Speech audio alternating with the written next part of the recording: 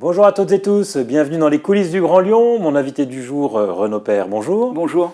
Vous êtes le vice-président au logement et à la politique de la ville de la métropole de Lyon. Alors vous organisiez hier les premiers ateliers des assises des quartiers populaires que vous organisez. Dans votre discours, on a entendu hier que vous disiez que c'était assez rare de voir les services de la métropole travailler ensemble. Au final, c'est à ça que ça sert, ces ateliers, faire travailler les services de la métropole ensemble? Ah non, les services de la métropole travaillent très souvent ensemble, mais là on avait énormément de directions, mais ce n'est pas ça l'objet des assises.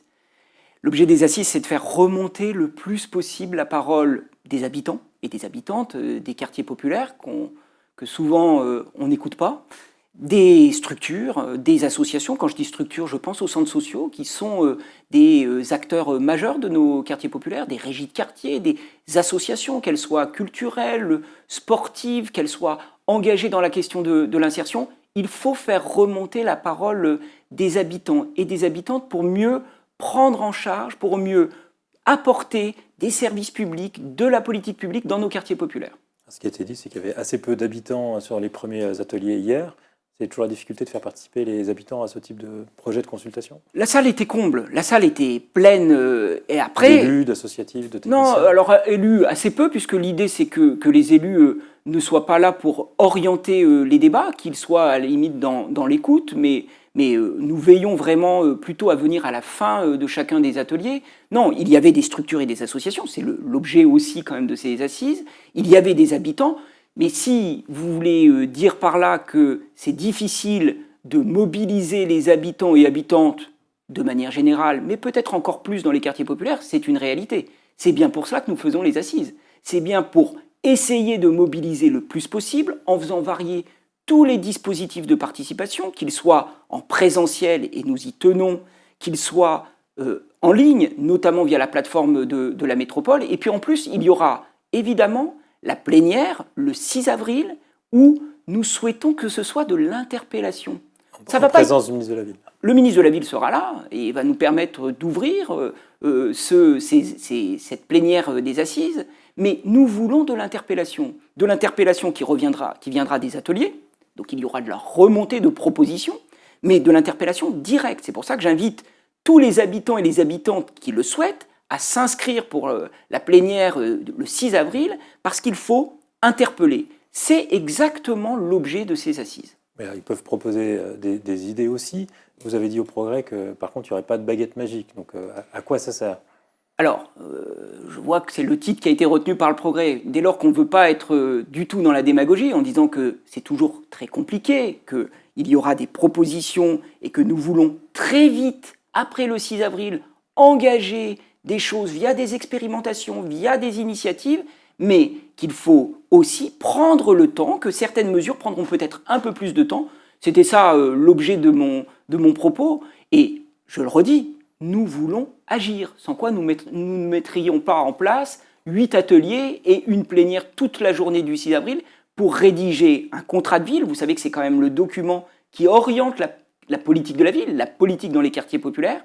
Pour la première fois, ce contrat de ville sera fait à partir de la parole des habitants, des habitantes, des associations et des structures. Alors, parlons un peu concrètement. Quand vous entendez dans les propositions la création d'une police de la bienveillance, par exemple, quelle réponse vous pouvez apporter? Et moi, ce que j'entends, alors d'abord, je ne vais pas apporter tout de suite de réponse, puisqu'on va attendre que tous les ateliers fassent remonter des propositions, mais qu'est-ce que j'entends à travers police de bienveillance?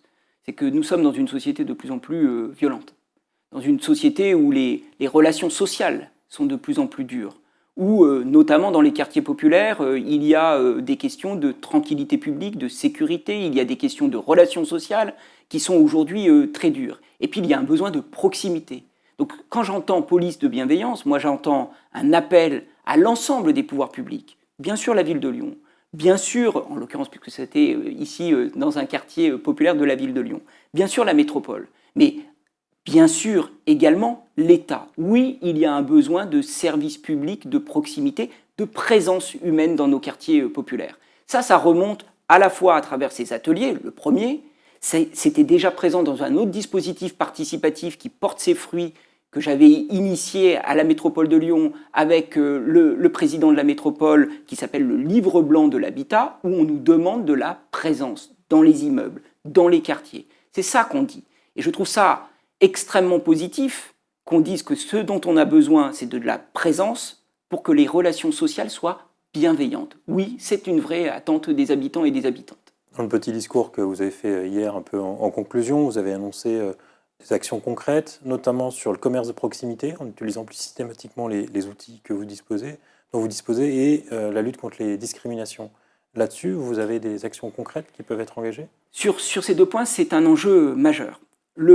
Sur la lutte contre les discriminations, c'est un point qui avait surgi aussi sur le dispositif Livre blanc de l'habitat. Il faut que nous contrôlions, évidemment, toute mesure qui, malgré les ambitions, malgré les objectifs premiers, pourrait être discriminante. Donc il faut absolument avoir un outil de veille de ce côté-là, côté métropole, et nous y travaillons. C'est déjà le cas d'un certain nombre de collectivités qui ont bien avancé en la matière. On sait l'antériorité de cette action du côté de la ville de Villeurbanne. Nous nous en inspirons et nous voulons avancer plus fortement, notamment dans les quartiers populaires. Le deuxième élément, c'est l'accès aux mêmes droits. C'est ça la politique de la ville.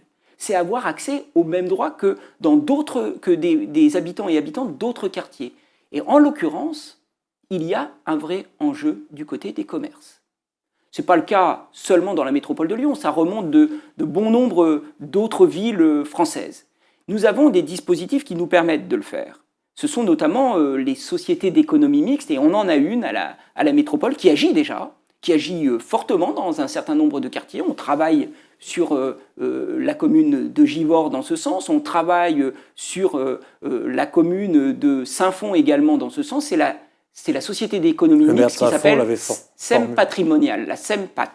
Et elle nous permet d'agir. Le maire de Saint-Fond l'avait formulé en disant il y a trop de kebabs, il nous faut des restaurants Il faut français. Une diversité des commerces. Il faut une diversité des commerces. Il faut que aussi on soit capable dans nos projets. Ça, c'est quelque chose que vous assumez, c'est de dire. Non, ce que on va dis, peut-être c'est qu'il ne préempter faut des pas commerces de simplement... kebab pour ouvrir de la restauration. Je ne dis pas que ça. Je dis qu'il ne faut pas simplement de la restauration d'ailleurs. Il faut aussi d'autres commerces et il faut introduire dans nos quartiers et notamment dans nos politiques d'aménagement, de la concertation sur ce que veulent les habitants en matière de commerce. Simplement, il faut être aussi très réaliste.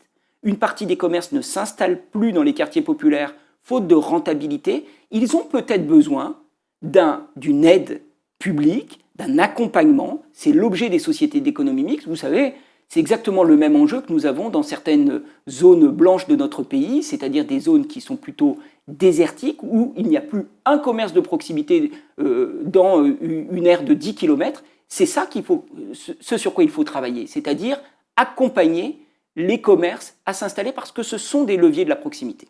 Un dernier mot pour finir sur les équipes métropolitaines de l'habitat que vous aviez annoncé en septembre dernier. Quels résultats ils ont en 6 mois dans la lutte contre l'habitat indigne ou contre la prolifération des Airbnb ou sur l'encadrement des loyers encore ? Eh bien, on a une équipe métropolitaine de l'habitat qui est à son effectif et qui travaille... C'est 3 personnes. Non, c'est 6 personnes liées en plus au service de lutte contre l'habitat indigne de la métropole. Donc on a une équipe qui est vraiment en veille. Qu'est-ce qu'elle fait concrètement ? Elle vérifie sur les plateformes de location classiques, de meublés de tourisme, mais aussi elle est à l'écoute des habitants et des habitantes sur toute forme d'indignité du logement, de dégradation du logement, et elle alerte. Elle alerte quand il s'agit d'une décision qui ressort de la métropole sur, par exemple, l'habitat indigne. C'est ce qui fait que nous agissons fortement via une politique de préemption lorsqu'on a de l'habitat qui se dégrade très fortement. Vous savez que c'est un de nos points véritablement d'action très fort. Nous luttons contre les marchands de sommeil, nous luttons contre l'habitat indigne de la manière la plus forte possible, que ce soit d'ailleurs dans les quartiers politiques de la ville ou dans les quartiers plus centraux, disons, de notre métropole. Elle veille aussi aux dérives de l'encadrement des loyers. Et là, il y a une alerte. Il faut quand même dire les choses telles qu'elles sont. Oui, l'usage totalement déraisonné du complément de loyer, qui fait que certains bailleurs, finalement, dérogent à la règle de l'encadrement des loyers, m'inquiète fortement. Mais là, il faut dire les choses. C'est aux législateurs de s'en emparer.